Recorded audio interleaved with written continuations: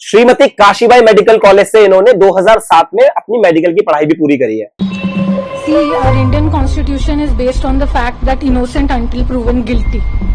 So, by media trial proving me guilty is actually wrong on everybody's part. पूजा खेड़कर की मां मनोरमा गिरफ्तार हो चुकी है। पिस्टल दिखाने के आरोप में उनकी गिरफ्तारी हुई है। आज हम बात करने वाले हैं पूजा खेड़कर, जो कि एक आईएएस ऑफिसर ट्रेनी थी अभी। जैसा कि आपको पता होगा, यूपीएससी जो है एक एग्जाम कंडक्ट करता है, जो हमारे देश का सबसे बड़ा एग्जाम आप इसको बोल सकते हो। जितने भी अधिकारी लेवल के लोग हैं, चाहे वो किसी भी डिपार्टमेंट में हो, यूपीएससी का जो एग्जाम होता है उसी को क्लियर करके सब बड़े बड़े अधिकारी लगते हैं, चाहे वो पुलिस में हो, चाहे किसी प्रशासनिक दृष्टि से हो, या डीएम एसडीएम कोई भी हो, वो सब ये बड़े एग्जाम को ही क्लियर करने के बाद लगते हैं। तो कहने का मतलब यह है कि हमारे देश का जो सबसे सर्वोच्च या सबसे बड़ा जो औहदा है या सबसे बड़ा जो एक एग्जाम है वो यही होता है। हालांकि इसके बाद आदमी कलेक्टर ही बनता है। कहने का मतलब है कि जो पब्लिक सर्वेंट एक तरीके से बनता है, सबसे बड़ा पब्लिक सर्वेंट बनता है, तो लोगों के हेल्प के लिए होता है। बट यहां पे आज हम बात कर रहे हैं एक ऐसी ट्रेनी आईएएस ऑफिसर की, पूजा खेड़कर है। वो पहले ही अपने ट्रेनिंग वाले जो उनको ज्वाइनिंग मिली थी उसी में विवादों में आ गई। तो गलत है या सही है वो हम बाद में बात करेंगे, या आप डिसाइड करना है, या वो जो जांच चल रही है उस पर डिसाइड करेंगे। पूजा खेड़कर जो है ना, उनका जो बैकग्राउंड है, उनका जो परिवार है, वो बहुत ही रसूख वाला है। रसूख वाला इन द सेंस काफी ज्यादा इन्फ्लुएंशियल है। वो मैं किस लिए बोल रहा हूं, क्योंकि उनके जो फादर है दिलीपराव खेड़कर, ये महाराष्ट्र पॉपुलेशन कंट्रोल के अधिकारी रिटायर हुए हैं। उनकी जो मदर है मनोरमा, वो भलगांव जो एरिया है, भलगांव की सरपंच है। और उनके जो नाना थे जगन्नाथ बुंडवत, वंजारी समुदाय के सबसे पहले आईएएस ऑफिसर था। कहने का मतलब यह है कि आप देख सकते हो इनका जो पूरा का पूरा परिवार है या बैकग्राउंड, वो काफी इन्फ्लुएंस है। बाकी इनकी संपत्ति वगैरह के बारे में भी काफी विवाद है कि ये इनकी जो संपत्ति है वो काफी ज्यादा संपत्ति है। मतलब ऑफकोर्स इन्फ्लुएंशियल परिवार रहता तो रहती है, उसके बारे में कोई क्वेश्चन नहीं है यहाँ पर।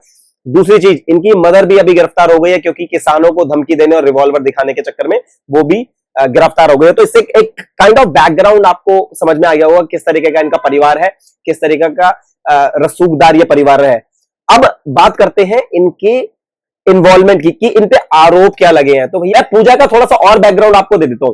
पूजा जो है, ऐसा ही नहीं कि सिर्फ आईएएस ऑफिसर ही बनी है, इन्होंने इससे पहले मेडिकल भी क्लियर किया है। Medical in the sense MBBS की एग्जाम भी क्लियर किया है। श्रीमती काशीबाई मेडिकल कॉलेज से इन्होंने 2007 में अपनी मेडिकल की पढ़ाई भी पूरी करी है। इनका इसी साल 2024 में इन्होंने अपनी ट्रेनिंग स्टार्ट करी और ये विवादों में आ गई। तो अब विवाद क्या है उसको समझते हैं और पूरी की पूरी चीज को समझने की कोशिश करते हैं कि ये एक्चुअल में हो क्या रहा है। ऐसा होता है कि पहली बार अगर कुछ किया उन्होंने, कोई बात नहीं, लोग जनरली क्या होता है कि छोड़ देते हैं, माफ करते हैं, चलो छोड़ो। लेकिन इनकी लिस्ट काफी लंबी है, जो मैं आप एक एक करके बताने वाला हूं। उसके बाद इनकी कंप्लेंट हुई है और अब इनके ऊपर जांच चल रही है। तो सबसे पहले मैं आपको बताया तो क्या क्या लिस्ट है जो इनकी कंप्लेंट जिस बारे में हुई है, इन्होंने क्या क्या कृतज्ञ करे हैं या क्या क्या काम करे हैं जिसकी वजह से इनकी इतनी कंप्लेंट हो रही है या इनकी इतने ज्यादा मीडिया में इन पे चर्चा हो रही है। अलग से गाड़ी, अलग से कैबिन, वो तो मैंने आपको बता ही दिया है। और मतलब पूरा अपना रौब दिखाने की कोशिश करी है। सीनियर ऑफिसर तक पे इन्होंने दबाव डालने की कोशिश करी है। अपनी इनकी जो निजी ऑडी गाड़ी है, मतलब ऑडी होगी ऑफ कोर्स, इतना पैसे वाली फैमिली है, इतनी बड़ी फैमिली है, तो ऑडी जो अपनी इनकी पर्सनल ऑडी थी उस पे नीली बत्ती लगाई, नीली और लाल बत्ती लगाई, प्लस महाराष्ट्र गवर्नमेंट का लोगो उस पे लगाया, जबकि निजी गाड़ी पे आपको अलाउड नहीं होता है, तो वो भी इन्होंने किया। तीसरा जो सबसे बड़ा आरोप है कि आईएएस बनने के लिए इन्होंने झूठे दस्तावेजों का इस्तेमाल किया। झूठे दस्तावेज कैसे, कि जो सर्टिफिकेशन होते हैं एससी एसटी ओबीसी वाले जो सर्टिफिकेशन है वो भी इन्होंने लगाए हैं। और दूसरी चीज, सबसे बड़ी चीज, इन्होंने अपने आप को मेडिकली डिसेबल बताया है कि इनकी जो दृष्टि है ये 100% विजिबल नहीं है, ये 100% नहीं देख सकती है, वो भी इन्होंने मेडिकल में दिखाया। लेकिन जांच के घेरे में तब आई है कि जब 2007 में इन्होंने एमबीबीएस करी, वहां पे इन्होंने अपने आप को मेडिकली फिट बताया था। तो अब 2007 से 2024 के बीच में जब इन्होंने अपना आईएएस की तैयारी करी या उसमें परीक्षा दी या अपना एग्जाम के लिए बैठी, तब इन्होंने अपना मेडिकल लगाया कि भाई मैं मानसिक तौर से भी थोड़ा सा कमजोर हूं और मेरी आंखें भी थोड़ी सी कमजोर है, 100% विजिबिलिटी मेरी नहीं है। जबकि 2007 में ये बिल्कुल फिट थी। तो यहां पे सबसे बड़ा इन पे क्वेश्चन आया। दूसरा जो सर्टिफिकेशन की मैंने बात करी, ये सबसे बड़ा इन पे क्वेश्चन आया कि भाई सर्टिफिकेट आपने जाली बनवाया है। और तो और उन्होंने एक चोरी के आरोप में एक ट्रांसपोर्टर था, उसको छुड़वाने के लिए एसपी के ऊपर दबाव डाला।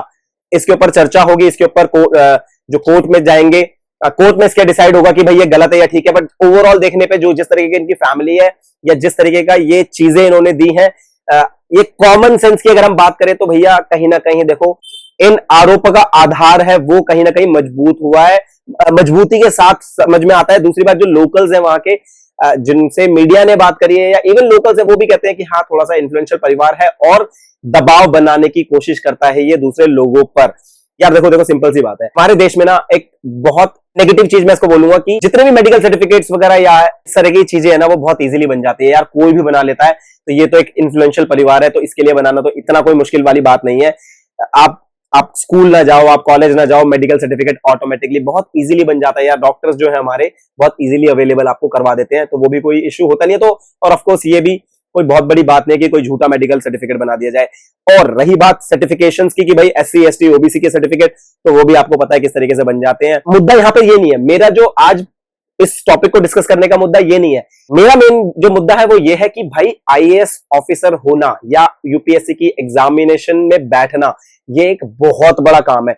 मतलब कहने का मतलब ये है कि हम कहते हैं भ्रष्टाचार खत्म हो जाना चाहिए, हर किसी को समानता का आधार मिलना चाहिए, या हर किसी को एक कॉमन मैन हो या जो कोई बड़ा आदमी हो वो एक समानता की नजर से देखा जाना चाहिए।